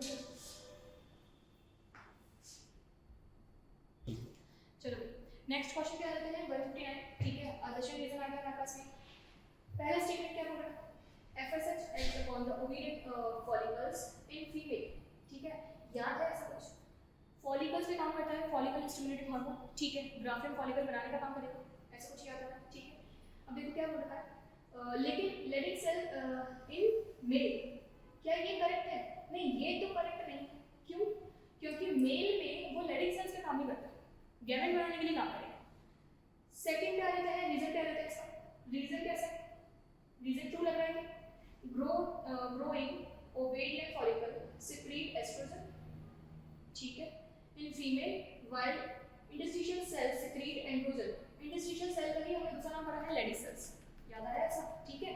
तो ये वाला स्टेटमेंट बिल्कुल करेक्ट है, हमारा जो रीजन है वो बिल्कुल करेक्ट है, लेकिन असर्शन ही हमारे पास क्या है, बिल्कुल इनकरेक्ट है। तो हमारे पास आंसर क्या हो गया इसका, थर्ड, ठीक है। ए क्या है इसमें, फॉल्स, और बी क्या आर क्या है इसमें, ट्रू, ठीक है। चलो नेक्स्ट स्टेटमेंट पे, मतलब नेक्स्ट क्वेश्चन पे आ जाते हैं। स्टेटमेंट वाला क्वेश्चन देखो, इन nephron descending limb of loop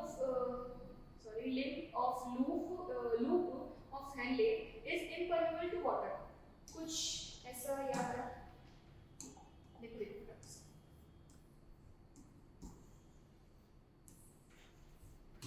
हमने ऐसा पढ़ रखा है, ठीक है। नेक्स्ट, अब ये कौन सा बोल रहा है, descending limb बोल रहा है, ये वाला बोल रहा है, ठीक है।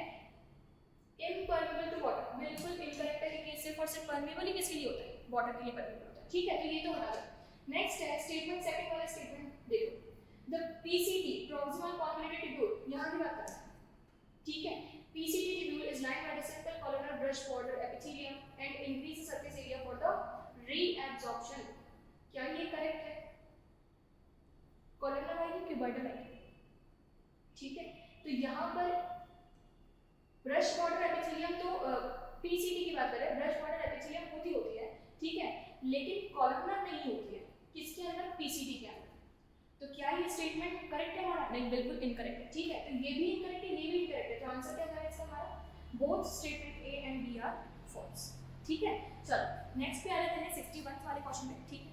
देखो वापस से क्या है, असर्शन रीजन आया हमारे पास, breast feeding during initial period of infant growth, ठीक है, is recommended by the doctors for the bringing of healthy baby। क्या ये करेक्ट है, बिल्कुल करेक्ट है कि ब्रेस्ट फीडिंग के लिए बोला जाता है।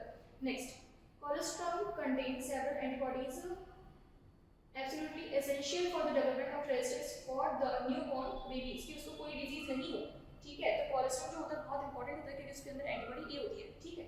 तो इसके बात करें कोलेस्ट्रॉल, ये जो रीजन है जो बिल्कुल करेक्ट है, बिल्कुल करेक्ट है, क्योंकि बेबी के लिए बिल्कुल इंपॉर्टेंट है, क्योंकि उसको क्या करेगी, एंटीबॉडीज बनेगी, ठीक है। तो क्या जाएगा, both A and R are correct and R is the correct explanation of ए।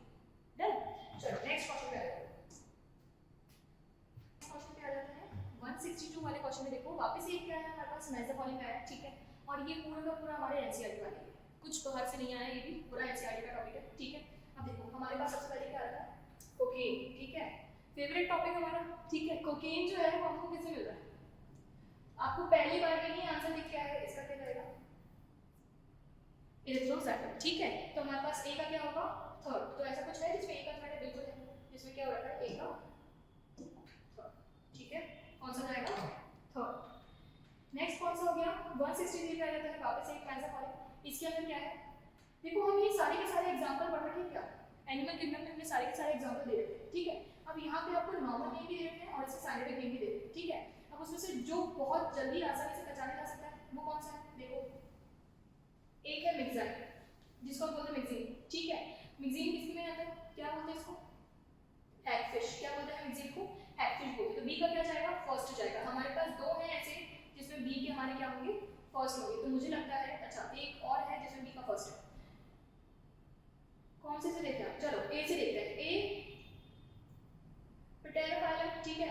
इसके अंदर पैटेरोफाइलम कौन से वाले किंगडम में, कौन से वाले, उसका नाम क्या है, कॉमन नेम क्या है, ठीक है। तो इसके अंदर क्या जाएगा हमारे पास में, सॉफिश हो गई, एजरफिश हो गई। तो ऑफ कोर्स कौन सा जाएगा, फर्स्ट का मतलब ए का थर्ड जाएगा। तो हमारे पास एक ही ऑप्शन है, इसमें ए का थर्ड है, तो आंसर क्या जाएगा इसका फर्स्ट। चलो नेक्स्ट आ जाते हैं, ये कहाँ से है, ये भी एक और एनिमल किंगडम से आ गया, ठीक है। एनिमल किंगडम में ये भी देखो, प्लूरोमैंकिया, प्लूरोमैंकिया में कहाँ देखा है, टीलोफोरा में देखा है, प्लूरोमैंकिया कहाँ देखा है, टीलोफोरा में देखा है, तो ए का क्या जाएगा सेकंड। तो हमारे पास दो है जिसमें ए में सेकंड दे रखे हैं, ठीक है। दूसरे वाले को देख लेते हैं, पूरा निकल जाएगा।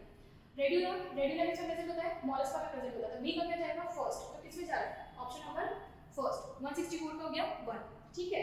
165 में देखो, both the axes of cockroach a pair of both the sections of cockroach a pair of jointed filamentous structure called anal cerci।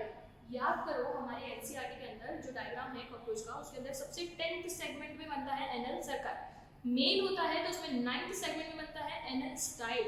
क्या बनता है एनल स्टाइल। तो यहाँ पूछा है एनल सर्काई कहाँ होगा 10th सेगमेंट में, कहाँ होगा 10th सेगमेंट होगा, ठीक है।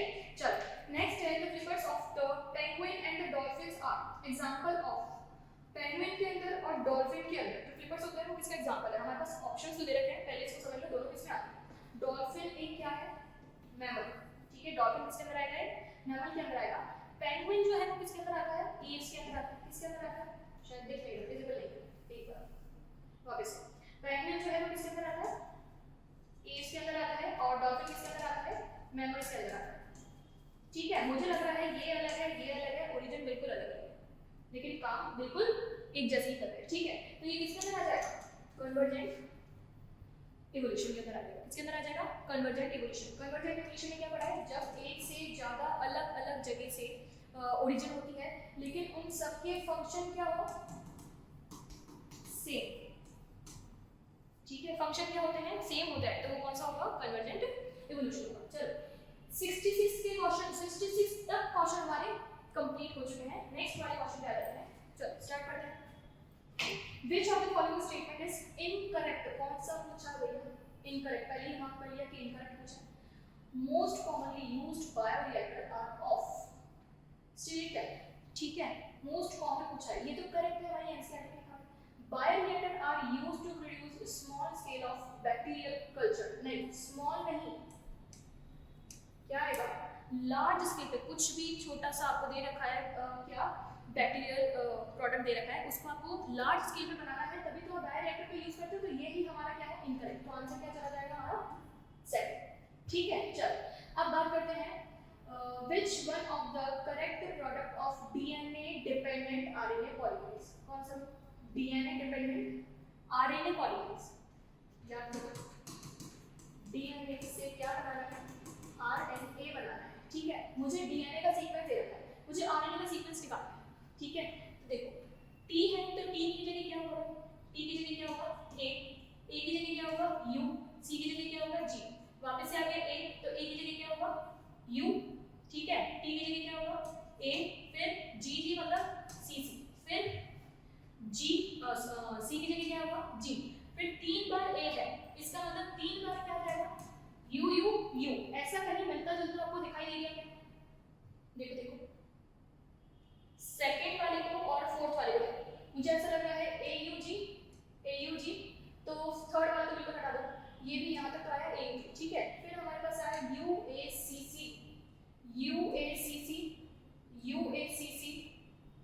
UAA, मतलब ये वाला भी क्या हो गया इनकरेक्ट है, ठीक है। अब मुझे यहीं से आगे बढ़ाना है, GG UU यहाँ तक चला है, AA दे रखा है, UU दे रखा है, AA दे रखा है, GGU, इतना सा चेक कर लेती हूँ, उसके बाद मुझे पता चल जाएगा कि कौन सा करेक्ट होगा। कितने नंबर पे है 1 2 3 4 5, ठीक है, यहाँ से फिफ्थ नंबर पे 1 2 3 4 5 A है, तो A की जगह क्या आना चाहिए U आना चाहिए, इसमें क्या दे रखा है G दे रखा है, इसकी वजह से ये क्या हो गया इनकरेक्ट, तो हमारा आंसर क्या जाएगा ऐसे 4, ठीक है। यहाँ तक की बात समझ में आ रही है। चल नेक्स्ट आगे शुरू करते हैं 169 वाले का, मेजर फॉलोइंग एक बार और, चलो स्टार्ट करते हैं। फाइब्रस जॉइंट आपको याद होंगे वो वाले जॉइंट होते हैं जो मूव नहीं करते, इमूवेबल जॉइंट का हम बोलते हैं फाइब्रस जॉइंट, जैसे हमारे सूचर्स, ठीक है, कहाँ होते हैं क्रेनियम में होगा, तो देखो फाइब्रस जॉइंट मिल गया। Skull do not allow any movement, ठीक है, स्कल के अंदर है, ठीक है, और कोई मूवमेंट को अलाउ नहीं कर रहा है, तो ए का डायरेक्ट क्या चला गया थर्ड, तो ऐसा कुछ है जो ए का डायरेक्ट, हाँ बिल्कुल है, थर्ड वाला ऑप्शन ए का थर्ड, ठीक है। चलो नेक्स्ट आगे शुरू करते हैं 175 पे। वापस से ये आ गया मेसोपॉटेमिया और पूरा किसमें से आया है बेटा? तो आपके दिमाग में आएगा कि अभी तक ऊपर के एनसीईआरटी नहीं थे, वो भी एनसीईआरटी थे, ठीक है। चलो इसके बारे में पढ़ते हैं। हमने बीटी जहां पढ़ा है वहां पे क्राई 1 एबी क्राई 1 ईसी दोनों के बारे में पढ़ा है, ठीक है। चलो तो इसी से शुरू कर लेते हैं। क्राई 1 एबी क्या होना चाहिए? बी का क्या जाएगा? कौन बोला?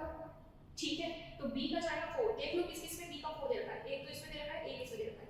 इसी में आगे देखिए तो मुझे किसमें देखना है? सी को मैं नहीं देखूंगी क्योंकि दोनों में सेम सेम दे रखे हैं, ठीक है। अब मैं सिर्फ किसको पढ़ लेती हूं? डी को पढ़ लेती हूं। एंजाइम रिप्लेसमेंट थेरेपी, ठीक है। ये एंजाइम को रिप्लेस करने वाली थेरेपी किसके अंदर थी? एडीए में। सबसे पहले एडीए डेफिशिएंसी के अंदर हमने एंजाइम को रिप्लेस करने वाली थेरेपी पढ़ी थी, ठीक है। तो हमारे पास बी का क्या चला जाएगा? सेकंड, ठीक है। डी का क्या चला जाएगा? सेकंड चला जाएगा। तो कौन सा है जो डी का सेकंड है? ये वाला ऑफ कोर्स। तो हमारा आंसर क्या हो गया? 170 का सेकंड, ठीक है। चलो नेक्स्ट क्या है? नेक्स्ट देखो क्या है, one more match the following, ठीक है। अब देखो एक्सोनीम, एक्सोनीम आपने कहां पढ़ रखा है? जब हम पढ़ रहे थे इसको सीलिया और फ्लैजिला, ठीक है। कुछ ऐसा शेप पढ़ा था जिसमें से शाफ्ट निकला हुआ था, ठीक है। वहीं पे हमने पढ़ा था एक्सोनीम, ठीक है। तो ए का क्या जाएगा? सेकंड। पर मुझे ऐसा लग रहा है कि ये दो बार ए के सेकंड दे रखे हैं, ठीक है। तो अब किसका पढ़ लेते हैं? कार्टिलेज स्ट्रक्चर, ठीक है। बी में देखो कार्टिलेज स्ट्रक्चर देखो किसके अंदर है? सेंट्रियोल में। सेंट्रियोल में कैसा था? कार्टिलेज स्ट्रक्चर, ठीक है। तो बी का क्या हो गया? फर्स्ट। कौन सा है बी का फर्स्ट? ये। तो 171 का क्या जाएगा? थर्ड। नेक्स्ट है आपको जमाना है, अच्छा ये पूरा हमने हार्ट की फंक्शनिंग में पढ़ा था, कंडक्शन कैसे होता है, ठीक है। तो उसमें सबसे पहले क्या होगा? देखो देखो ऐसे लो, ठीक है। फिर कौन सा आएगा?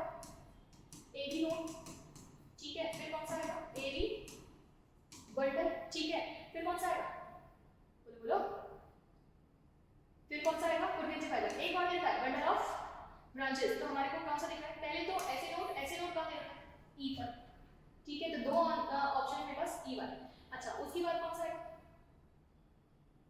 एबी बंडल, ठीक है। उसके बाद कौन सा आएगा?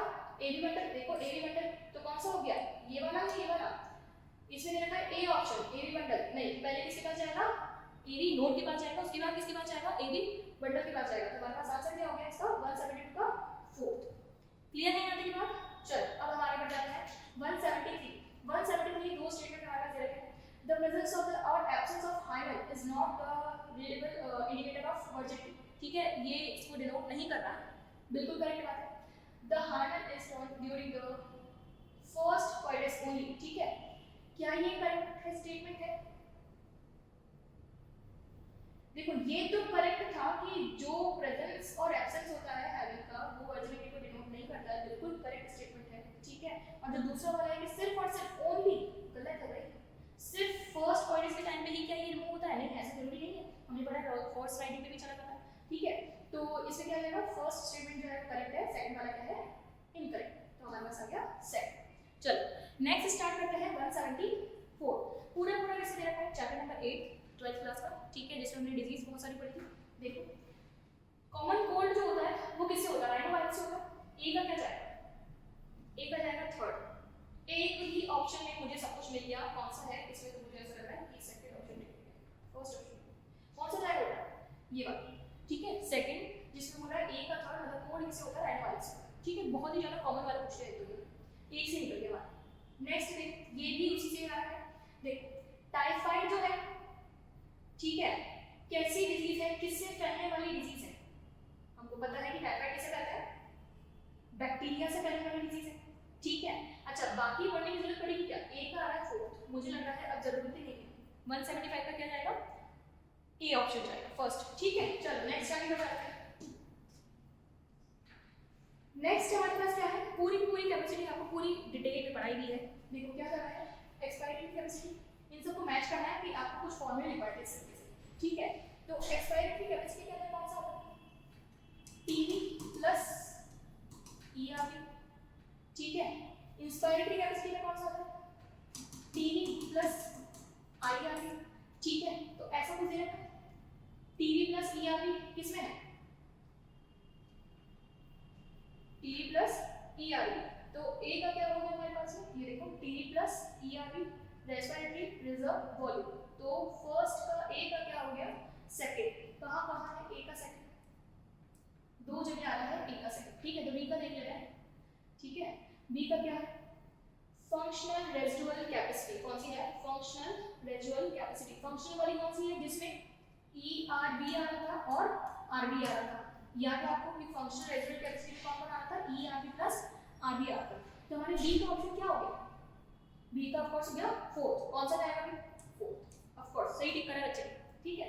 चलो नेक्स्ट आ जाता है 177। इसके अंदर देखो क्या है, हार्ड-वेयर इक्विलिब्रियम जो हम पढ़ रहे थे, ठीक है, वो नॉट अफेक्ट, देखो which one of the following factor will not affect the Hardy Weinberg principle, ठीक है, इक्विलिब्रियम। तो हमने देखा था वो पांच चीजें हैं जो इसको 110% अफेक्ट करती हैं, ठीक है। कौन कौन है वो जो अफेक्ट करती है, जेनेटिक ड्रिफ्ट है, अफेक्ट करता है, माइग्रेशन करता है, जेनेटिक रिकॉम्बिनेशन करता है, कांस्टेंट जीन पूल को तो खुद फेवर कर रहा है कौन, हार्डी-वेयर इक्विलिब्रियम, ठीक है। तो हमारा आंसर क्या जाएगा इसमें, क्लियर है यहाँ तक की बात। चलो नेक्स्ट है 178। 178 में देखो क्या है कि लाइपेज जो है, ठीक है, क्या क्या दे रखा है, लाइपेज दे रखा है, न्यूक्लियस दे रखा है, प्रोटीन दे रखा है, अमाइलेज दे रखा है, ठीक है। इसमें कौन कौन से बॉन्ड होता है, कौन से नेचर का होगा, उसके बारे में पूछा है, ठीक है। तो सबसे पहले देखते हैं लाइपेज कौन से नेचर का होता है, पेप्टाइड बॉन्ड है या एस्टर बॉन्ड है, बोलो बोलो, पेप्टाइड या एस्टर, ऑफ कोर्स कौन सा बॉन्ड है, एस्टर बॉन्ड, ठीक है। तो ए का क्या जाएगा हमारे पास में, सेकंड, एक ही ऑप्शन में दे रखा है तो आगे बढ़ने की जरूरत आपको नहीं पड़नी चाहिए। चल, which of the following is not the component of the fallopian tube? इस्तेमाल होता है, एम्फोरा होता है, इन्फेंटिकुलम होता है, कौन सा नहीं होता है, यूरिनाइन फंडस जो होता है वो fallopian tube का पार्ट नहीं होता है, ठीक है। चल नेक्स्ट आ जाता है, वापस से मैं से फॉलोइंग कहां से दे रखा है, अच्छा इंपॉर्टेंट दे रखा है प्रॉपर्टी वाले पूरे, ठीक है। देखो क्या क्या है, non medicated IOD, non medicated में कौन सा रहेगा, थर्ड लिपेस लूप, ठीक है। तो ए का क्या हो गया, थर्ड कहाँ है, ए का थर्ड दो में आ रहा है, आगे का पढ़ना पड़ेगा, बी नहीं पढ़ूंगी क्योंकि दोनों में ऑप्शन सेम दे रखा है। चलो तो कौन सा पढ़ लेते हैं, सी वाला ऑप्शन पढ़ लेते हैं। सी क्या है, हार्मोन रिलीज करने वाला कौन सा है, LNG-1B, पढ़ने की जरूरत ही नहीं है इसको तो ज्यादा, ठीक है। तो सी का क्या होगा, फोर्थ, तो किसमें है, तो थर्ड वाले ऑप्शन में जाना है हमारे करेक्ट आंसर, 180 का कौन सा हो गया, थर्ड, ठीक है। चलो नेक्स्ट आगे बढ़ जाते हैं, अभी तक इजी वाले हैं। अब देखते हैं which of the following is not a steroid hormone, कौन सा स्टेरॉइड हार्मोन नहीं है, देखो टेस्टोस्टेरोन हार्मोन बिल्कुल है, प्रोजेस्टेरोन हार्मोन है बिल्कुल है, कॉर्टिसोल है, तो कौन सा नहीं है, ग्लूकागॉन हार्मोन जो है वो स्टेरॉइड नेचर का नहीं होता है, ठीक है। नेक्स्ट आ जाते हैं, किससे आया है, PBR 322, डायग्राम अगर याद होगा तो आपको NCERT लाइंस की याद होगी कि यहाँ पर कुछ दिया है, देखो the following diagram showing restriction site of इक्विलाइन, बिल्कुल दे रखी है, ठीक है। Cloning vector PBR 322, find the role of X and Y genes, किसके बारे में बोल रहा है, X एंड Y जीन के बारे में बोल रहा है। ये रहा X, मुझे बताइए क्या है, OR है, ठीक है, और Y को हम क्या बोलते थे, ROP, याद आया क्या बोल रहे थे, ROP। तो हमारे पास X के लिए स्टेटमेंट पढ़ना शुरू करते हैं, the gene X here is responsible for the controlling the copy number of the linked DNA and Y, मतलब ROP के बारे में, for protein involved in the replication of plasmid, बिल्कुल करेक्ट स्टेटमेंट है, करवाया हुआ क्वेश्चन है, ठीक है। तो बिल्कुल इसका 182 का आंसर क्या जाएगा, फर्स्ट। आगे बढ़ते हैं यहाँ से, चलिए next, which of the following is not natural contraceptive method, कौन सा है, बिल्कुल ये तीनों ही हमारे कौन सा है, नेचुरल, ठीक है। तो ये कौन सा है, नेचुरल कंडीशन में नहीं आता, ठीक है। ये कौन सा है, चलो नेक्स्ट है 184 में आपको करेक्ट सीक्वेंस में जमाना है, ठीक है।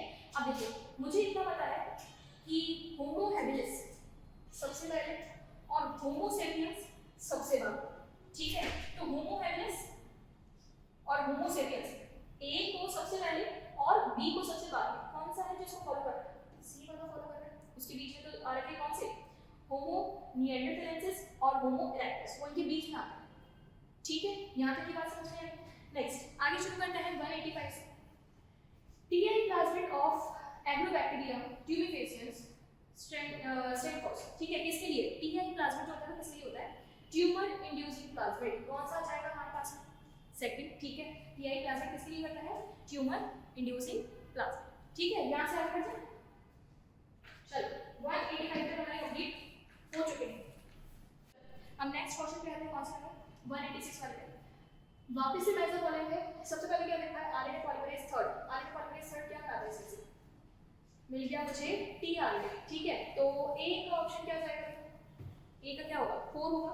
कहीं पे ऐसा दे रखा है ए का 4 है, ऑफ कोर्स कौन से वाले पे, थर्ड वाले पे ए का 4 दे रखा है, बाकी के ऑप्शन आपको पढ़ने की जरूरत ही नहीं पड़ेगी, ठीक है। नेक्स्ट 187 पे आज regarding catalytic cycle of an enzyme action, ठीक है। आपको ये सारे के सारे पूरा दे रखा है बायोमोलिक्यूल से, एंजाइम वाले पोर्शन से जितने भी आपको स्टेटमेंट है आपको करेक्ट ऑर्डर में जमाने हैं, ठीक है।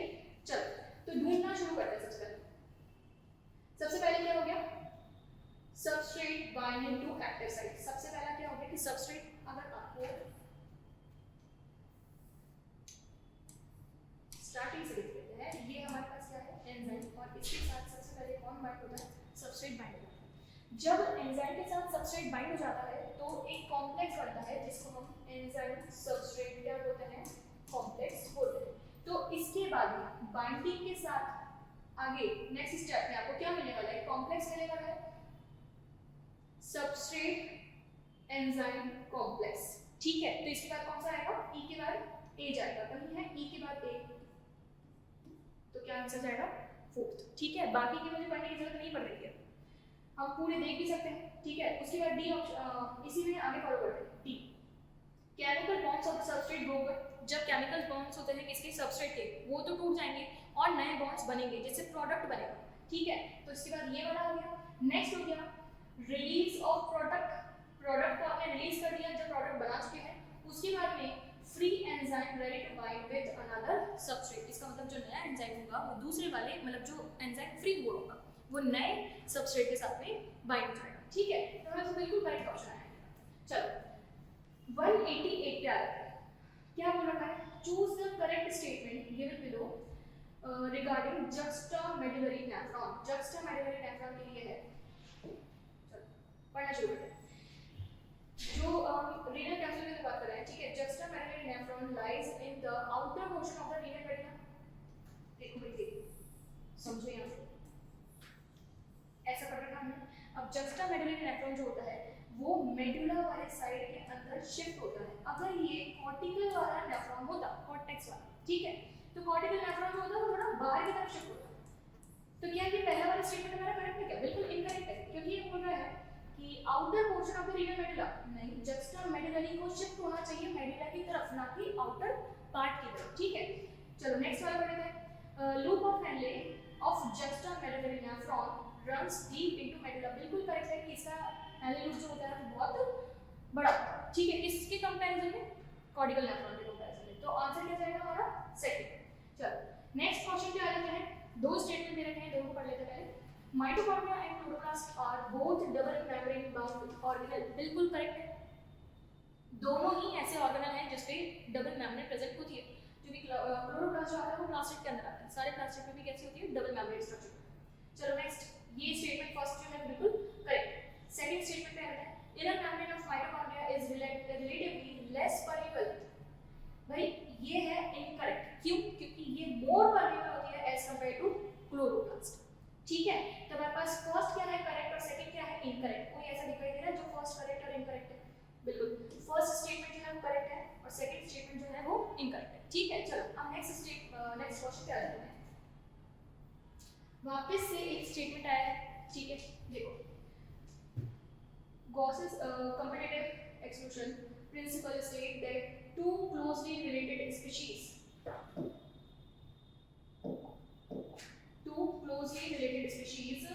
competing for different resources cannot exist independently। इसका मतलब है कि दो क्लोजली रिलेटेड स्पीशीज जो है वो केवल एक ही रिसोर्स के लिए क्या कर रही है, कंपटीशन कर रही है, तो वो ज़्यादा टाइम तक सर्वाइव नहीं कर पाएगी, ठीक है। लेकिन ये स्टेटमेंट मुझे सही नहीं लगा, दोनों कैसे गायब होगी, गॉस ने ये क्यों बोला था, ठीक है। नेक्स्ट वाले देखो, according to the Gause's principle during competition the inferior will be eliminated. बिल्कुल करेक्ट है कि जो कमजोर होगी वो तो गायब हो जाएगी और जो कैसी होगी, डोमिनेंट होगी, वो तो बची रह जाएगी, वो तो आगे जाएगी, सर्वाइव करेगी, ठीक है। लेकिन ये सब तभी होगा जब रिसोर्सेज कैसे होंगे, लिमिटेड होंगे। अगर अनलिमिटेड की रिसोर्सेज प्रेजेंट है ठीक है। तो क्या नहीं होगा, कभी कंपटीशन नहीं होगा, लेकिन हम मान के चलते हैं और ये पढ़ते भी हैं कि रिसोर्सेज कभी भी अनलिमिटेड नहीं हो सकते हमारे, ठीक है, फूड जैसी चीजें। चलो, तो इसका आंसर क्या जाएगा हमारे पास? फर्स्ट क्या है स्टेटमेंट, इनकरेक्ट है, सेकंड क्या है, करेक्ट है, तो आंसर क्या हो गया? सी। ठीक है, चलो अब आगे बढ़ रहे हैं 191 वाले पे। देखो क्या दे रखा है, कुछ स्टेटमेंट्स हैं। The following are statements about non chordates. किसके लिए बोला है? नॉन कॉर्डेट्स के लिए बोला है, ठीक है। देखो, तो सबसे पहले ये देखो, pharynx is perforated by gills disc. भाई गिल्स होना कॉर्डेट का फीचर है, ना कि नॉन कॉर्डेट का फीचर है, ठीक है। तो ए तो बिल्कुल नहीं जाएगा, इसको हटा दो, इसको हटा दो, ठीक है। तो क्या बचा? बी डी इसमें कॉमन है, बी डी इसमें कॉमन है, सी पढ़ लेते हैं। Central nervous system is dorsal. Dorsal का मतलब इधर, ठीक है, और सेंट्रल नर्वस सिस्टम में क्या क्या आता है? नर्व कॉर्ड, ठीक है। नर्व कॉर्ड कहाँ है? डोर्सल साइड है, लेकिन ये तो हमारा फीचर है, इनमें तो कैसा होना चाहिए? वेंट्रल साइड में प्रेजेंट होना चाहिए, जो कि क्या है, बिल्कुल ये स्टेटमेंट तो इनकरेक्ट है। तो हमारे पास आंसर क्या चला गया? सेकंड, जिसमें बी, डी और ई करेक्ट है। किसके रिगार्डिंग? नॉन कॉर्डेट्स के अकॉर्डिंग, ठीक है। चलो नेक्स्ट आ जाता है 192। डिजीज पढ़ी है, किससे हो रही है वो पूछा है, ठीक है। वापस मैच करना है। देखो सबसे पहले एक्सोथर्मिक गाइटर। एक्सोथर्मिक गाइटर जो होता है वो किसकी वजह से होता है? जब ज्यादा सिक्रीशन होता है थायरॉक्सिन का, ठीक है, ऐसा कुछ ना वो रिलेटेड करने से। हाइपर सिक्रीशन ऑफ थायराइड, एक ही है लेकिन हाइपर सिक्रीशन, ठीक है, hyper secretion of thyroid hormone, ठीक है।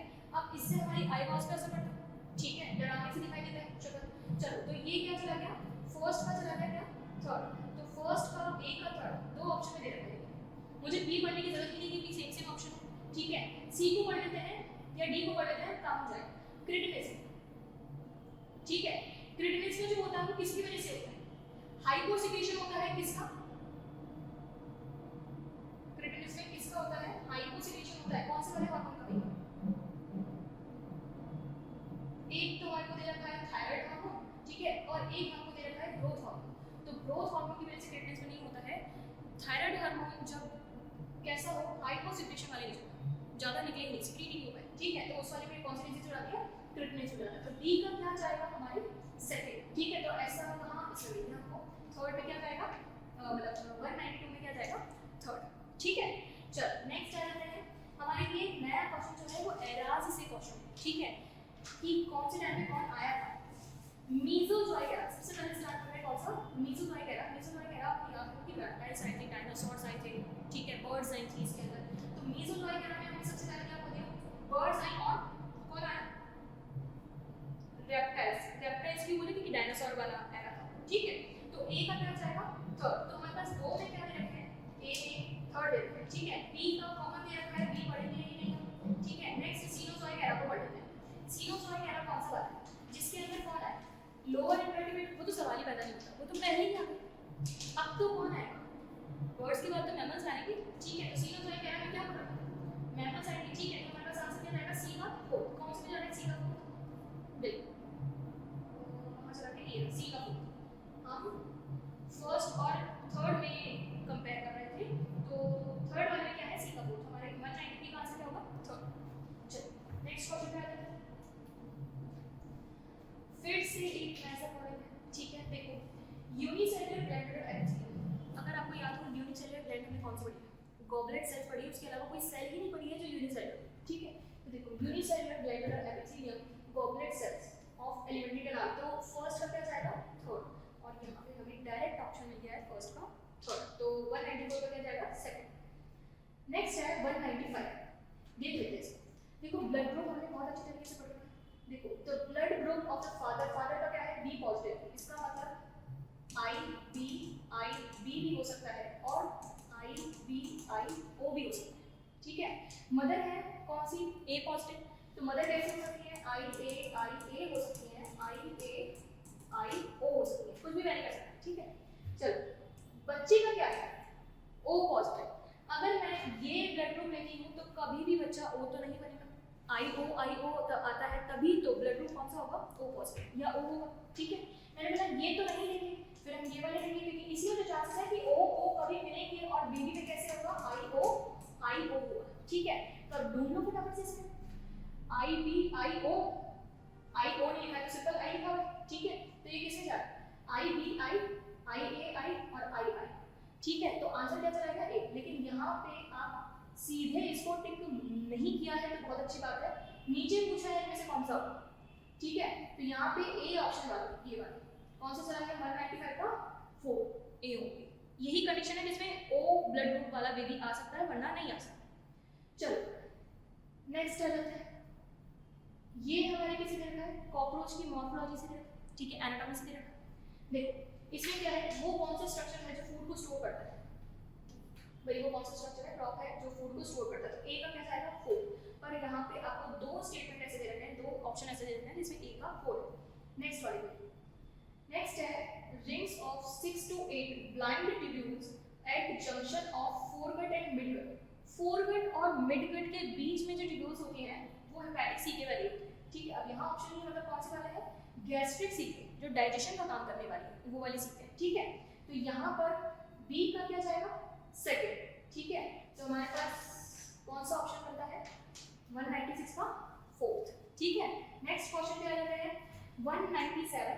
देखो वापस से स्टेटमेंट आ गया, bone marrow is the main lymphoid organ where all blood cells including lymphocytes are produced. Bone marrow ऐसी जगह है जिसमें से RBC, WBC, platelets, B lymphocytes, T lymphocytes सब बनता है, ठीक है। तो फर्स्ट जो है वो बिल्कुल करेक्ट है।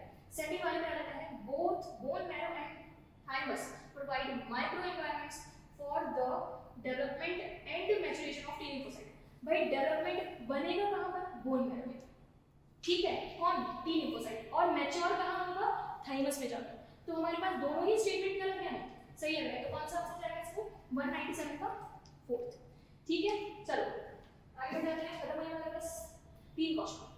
198 वापस से स्टेटमेंट है, ठीक है, पढ़ लेते statement. The cerebral hemisphere are connected by the nerve tract known as corpus callosum। हमने पढ़ा था कि दो जो कॉर्पस कह रहा हूँ, सेरिब्रल हेमिस्फीयर होता है, जो हमारा सेरिब्रम होता है वो दो पार्ट से डिवाइड होता है, ठीक है, और जिससे वो जुड़ा रहता है उसको हम बोलते हैं कॉर्पस कैलोसम। तो बिल्कुल करेक्ट स्टेटमेंट है, कुछ गलत नहीं है इसमें, ठीक है। सेकंड पार्ट पे चले जाते हैं। The brain stem consist of the medulla oblongata, pons and cerebrum. Cerebrum लिखते ही इसने स्टेटमेंट बिगाड़ दिया।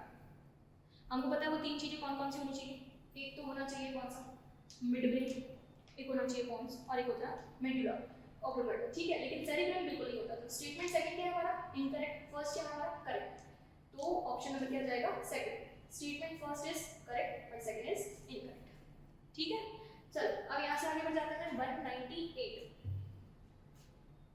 पूरा रिप्रोडक्शन वाले क्वेश्चन से ले रखा है, ठीक है। देखो गोनेडोट्रोपिन रिलीजिंग हार्मोन, कौन सा हार्मोन है, गोनेडोट्रोपिन रिलीजिंग हार्मोन कौन कौन से होते हैं, एक LH होता है और एक होता है FSH।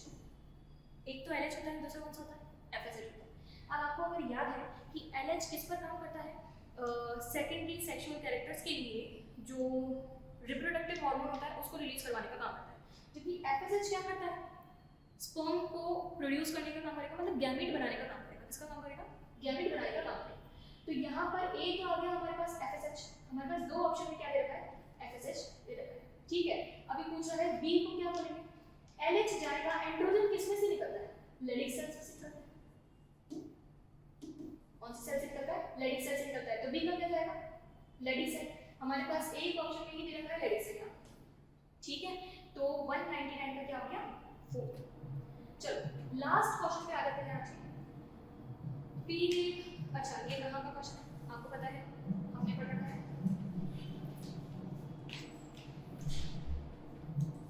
ठीक है, PQRST ECG, ठीक है। उसमें से पूछा है कौन सा वाला, P वाला।